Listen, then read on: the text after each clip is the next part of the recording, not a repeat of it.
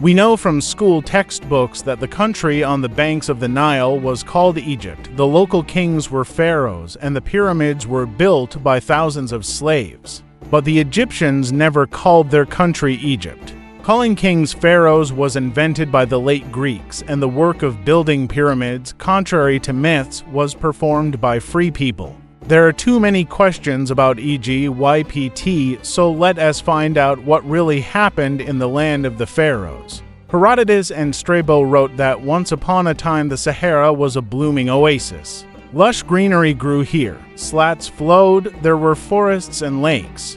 But today in this it's hard to believe. The Sahara seems to be an eternal desert.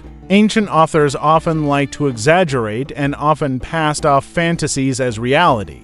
There are only stories about millions of Persian armies or cyclopes who supposedly built ancient Greek buildings, as well as gods involved in human warriors. Therefore, until the 19th century, scientists considered the story of the Green Sahara to be the same fable as the legends of the Minotaur from the island of Crete. The researcher changed the situation Henrik Barth. In 1850, he participated in an expedition to the interior of the Sahara and traveled more than 20,000 kilometers in 5 years. This almost half the length of the equator. Barth was a meticulous man and left us 5 volumes of notes, 3,500 pages, which are still considered the most valuable source about green Africa. Indeed, about 10,000 years ago, the Sahara was green. The Proto-Egyptians led a nomadic and semi-nomadic lifestyle, hunted, gathered fruits, and, of course, had not yet planned to build pyramids. But by 3700 BC, the climate had rapidly deteriorated. The desert swallowed up once fertile lands and displaced people to the banks of the Nile, the only living artery. By this time, to Egypt from the Middle East homegrown wheat has already reached the east. People knew how to work stone and began to unite to cultivate the land together, defend themselves from enemies and share the harvest. With the growth of social inequality, the first beginnings of statehood began to emerge. Who had more bulk became the leader. Over time, the power of the chiefs became hereditary and all the land became their property. Small communities grew and merged into a larger septa formation. The Greeks would later call them nomes and the Romans prefectures. Annual Nile floods, beginning in mid-July and peaking in autumn after the spring retreat, a layer of fertile silt was left on the non-slippery shores, which creates extremely favorable conditions for agriculture. No wonder the Egyptians worshipped their river and called it the gift of the gods. These gods were zoomorphic: crocodile, jackal, birds, and even the beetle scarabee. Each animal was a symbol of power, order, or chaos. For example, the jackal-headed Anubis was the god of the dead and the patron saint of mummification, probably because jackals often roamed cemeteries. The falcon-headed mountain symbolized heaven, royal power, and victory over chaos. And the headless one, he was considered the patron saint of wisdom, writing and measuring time. And Hapi, the god of oil, was depicted with female breasts as a symbol of abundance and fertility. After the appearance of the pantheon of gods, power did not pass from the rich to the smart, that is, to the priests. After all, they knew the names of all the epic battles of the gods, how their family ties were arranged, why the sun stood in the east, and why the stars were needed. In fact, a priest is someone who has an exuberant imagination, eloquence, and, most importantly, understands the phases of the moon. After all, it is knowledge of the lunar calendar that will allow him to create magic. For example, to predict the tides in the seas and oceans, or to determine when it is better to sow wheat. The Egyptian religion permeated all spheres of life, from birth to death. Actually, the Egyptians represented the whole world in the form of a pantone of the gods. Sky. This is the goddess Nud, the earth is God, the stars are their children. In the middle between the Jep and the Nudes is the side of the wind. Solnser's boat is moving along the moon. When she dives underground, entering the realm of the dead, night falls. Surfacing, a new day begins. Everything is simple, clear, and logical. The cult of the dead played an important role. The Egyptians believed that the land of death is located in the west, where the boat is located. That's why they did their burials in the west. That is why all Egyptian tombs are located on the west bank of the Nile. Over time, all the nomes of Egypt were divided into two opposing forces. At the same time, the priests turned not only into spiritual, but also into military leaders, warrior priests, and then into kings. One group of nomes became part of Nizhny Novgorod Egypt, the northern delta of the Nile. The other is Upper Egypt, stretched along the southern current. There was a constant struggle between these kingdoms for control of the fertile borderlands. The long wars ended with the victory of the Tsar Upper Egypt named Narmer. He defeated Lower Egypt and united the country under his rule. This is how a single power appeared, that of Kemet, or the Black Earth, as the Egyptians themselves called their country. They didn't know any Egypt. Narmer combined to symbols of power, the white crown of Upper Egypt and the red crown of Lower Egypt. On the border of the once warring kingdoms, he founded the capital, the city of Memphis. The Egyptians called him Hekupta, and it was this word Hekupta that the Greeks later reinterpreted as Aegyptos. Where did the modern word come from? Egypt. The title of the ruler of the United Egypt looked like this. We don't know exactly how it sounds, but it translates as Lord of the Two Lands. The ancient Greeks who once visited Egypt saw the inscription Pura, the great house on the royal palace, and decided that this was the name of the ruler. This is how the familiar title of pharaoh appeared. In a society where everything is subject to the cycle of nature and people depend on water, sun, and harvest on a daily basis, power is inevitably associated with something higher. The priests, with their knowledge of astronomy, calendars, and rituals, could predict events that seemed like a miracle to a simple peasant: sunrise, rain, and sunshine.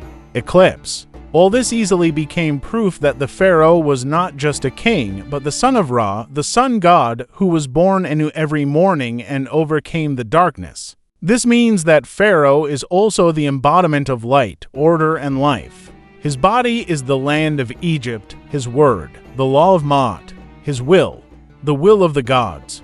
Believe in the divine nature of the pharaoh, the peasants of him who obeyed his every will. After all, if the ruler is the son of Ra himself, then the order that he establishes is eternal, sacred, and beyond doubt. Private property did not exist in Egypt.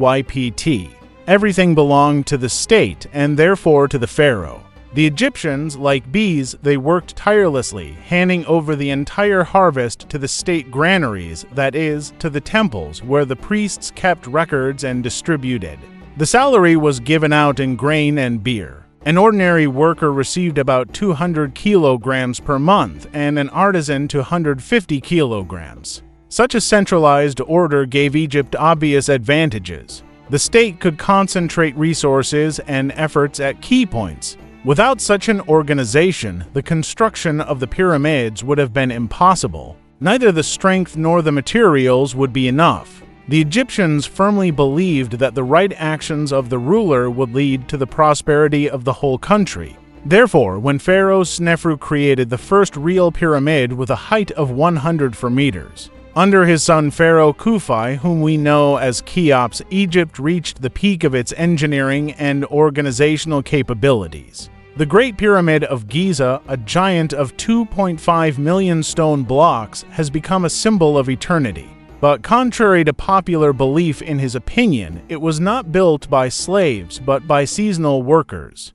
The peasants who were hired during the flood of the Nile, when the fields were underwater and farming was impossible. Their labor was not so much a duty as a sacred duty to the pharaoh and the gods. Granite for the inner chambers of the pyramids, it was mined in Aswan, 859 kilometers south of Giza, and the limestone facing was transported from the Tur are only 12 kilometers away.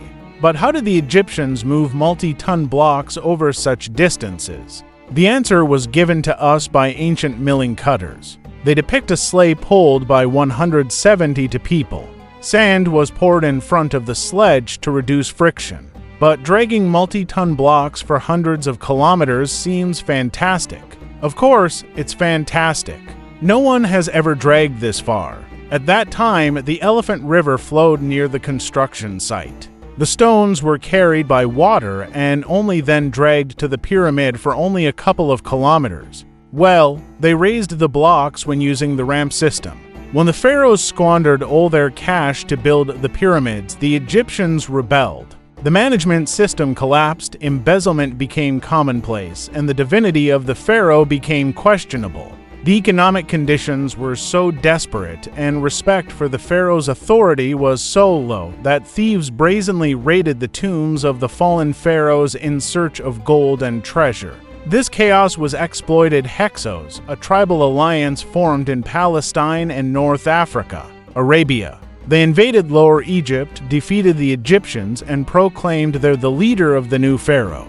During the same period, according to the Old Testament, Joseph, one of Abraham's descendants, managed to achieve a high position at the Hyksos court. The figure was able to interpret dreams and predict the future, for which he received the pharaoh's daughter as his wife and the opportunity to move all his relatives from Hanan to Egypt. This is how the future Jews were resettled from the arid land of fertile Goshen in Israel. Struck by the tactlessness of the Hyksos and the Jews, the Egyptians carried out military reform. A new branch of the military was created, light war chariots, and more advanced weapons began to be used. A new army recruitment system was introduced, and the proportion of foreign mercenaries increased. These reforms helped drive out the Hyksos and became the basis of territorial expansion, carried out on a scale never seen before. The territory of Egypt was expanded to the third cataract of the Nile. Phoenicia was subdued. Babylon and Assyria, fearing Egyptian power, sent rich gifts to Pharaoh, which he considered just a tribute. According to one version, Nefertiti came to Egypt from Britain as a gift to the pharaoh. According to another, she was a native Egyptian. Anyway, she went down in history not as a reformer, but as a woman of amazing beauty. Her famous bust, found in 1912, has been perfectly preserved and has become one of the most recognizable symbols of ancient Egypt. By 2 Nefertiti, Pharaoh Amenhotep I abandoned traditional polytheism and proclaimed the cult of a single deity of the solar disk, Aton. In his honor, he took a new name Akhenaten, that is, useful for Aten. Together with Nefertiti, he became the first priest of the new cult. The Egyptians suffered the pharaoh's heresy, and after his death, they declared him a heretic and returned the old faith under the famous Tutankhamun. However, Tutankhamun became famous after his death. During his short reign from the age of 10 to 19, he did nothing outstanding. His main achievement was after his death. When it was discovered in 1920 to the tomb, it was practically untouched. This has spurred interest in ancient Egypt.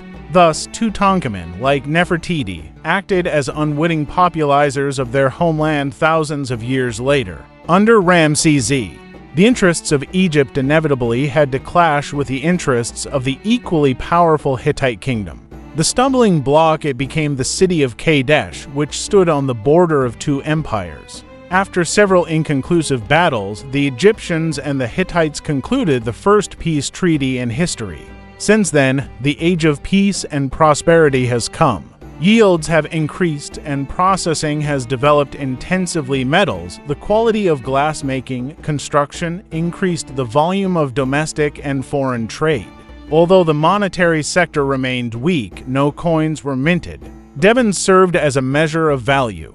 These are pieces of silver and leam weighing 91 grams. Internally, the pharaohs began to pursue a policy of curbing the birth rate of the Jewish people and imposed a heavy tax and labor burden on them. Eventually, the Jews rebelled, plundered Egypt, and migrated back to Hanan, where new nations and kingdoms had settled during their 400-year absence. The Promised Land. Displaced persons, I had to return it with a fight. I have made a separate video about the history of the Jews, so we will not linger here. Egypt is faced with a large-scale invasion of the peoples of the sea.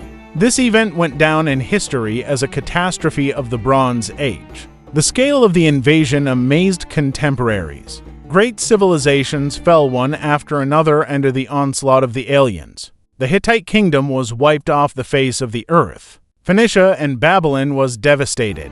Under these conditions, Egypt remained almost the only surviving state in the region. The enemies tried to invade Egypt twice, but Pharaoh Ramses I organized a powerful defense. He strengthened the border fortresses, regrouped his troops, and switched to active naval tactics. The plan was to lure the enemy ships into the delta of the river, where archers standing on the shore and ships were waiting for them. Having won, Egypt was deeply in debt. The backbone of the army was made up of Libyan and Nubian mercenaries who were waiting for their pay. Throwing them is not an option, so we had to settle with territories and titles. In particular, he will give them the Delta region and appoint the mercenary leaders as nomarchs. They married members of the local nobility, and their descendants married priestesses and daughters. The apotheosis of foreign influence has become Shashongai, the Libyan pharaoh. After the invasion of the peoples of the sea, all international relations, which were so prominent and widespread in the late Bronze Age, were severed. The former trading partners of the Hittites, Assyria, or Babylon broke up into small principalities that squabbled among themselves. In such a situation, there was a demand for an empire or for a more or less unified and orderly political space that would ensure the security of growing production and trade.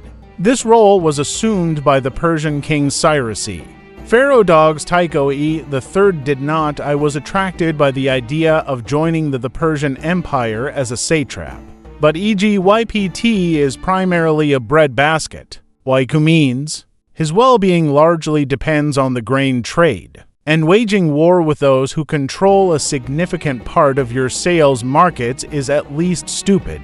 But why can the Greeks show their teeth, but the Egyptians can't? Well, in Greece, as you know, there is everything, and there were different people. Some of their societies were very conservative, carefully preserving the valiant traditions of their frost-bitten ancestors. For example, Sparta. And if you say to a Spartan, "Brother, it's better for you to recognize Dar as your king, as this will increase the availability of silk tunics for you," and fad Sparta. No, these guys were ready to go for the principle, which they proved at Thermopylae.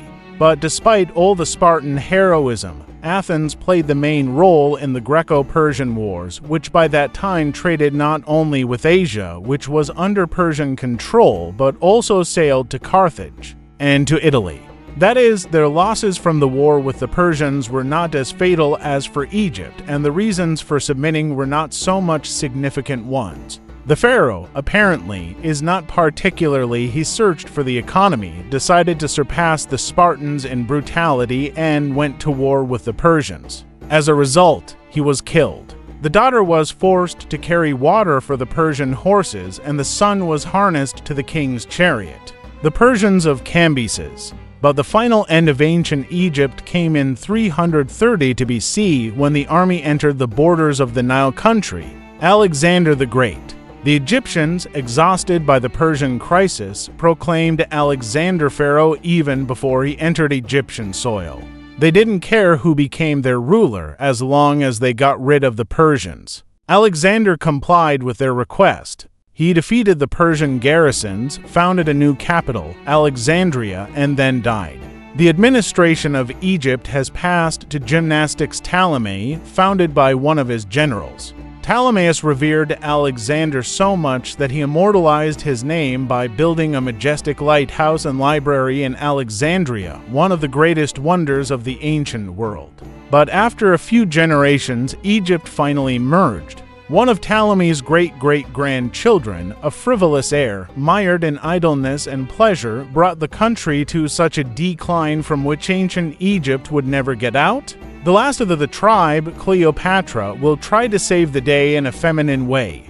First, she will have an affair with Julius Caesar and give birth to Caesarion from him, and then she will tie her fate with Mark Ant. But their union will end in tragedy. Roman troops will overtake them in Alexandria and both will commit suicide. After that, Egypt will become a Roman province and will never raise its head as a great civilization. In the next centuries, only foreign conquerors will pass through this land. Romans, Arabs, Turks, and the greatness of the land of the pharaohs will be forgotten. The geopolitical rivalry between France and Great Britain will change the situation. At the end of the 16th century, an Egyptian expedition Napoleon Bonaparte will turn out to be not only military but also scientific. It is then that the Rosetta Stone, the key to deciphering Egyptian hieroglyphs, will be found. A new era of discovery will begin in Egypt. 160 scientists and more than 2,000 artists and engineers will assemble a colossal work describing Egypt, awakening the fashion for Egyptomania in Europe. Later, the world learns about the sensational discovery of the papyrus library in Voxering, about Nastia Nefertiti, and finally about the almost untouched tomb of Pharaoh Tutankhamun. The greatness of Egypt has not disappeared. It was just sleeping, buried in the sand, waiting in the wings to speak to us again through the millennia. Did you like the video? I have the same one about Babylon, Sumer, Phoenicia, and Israel. Thank you all for watching, and bye.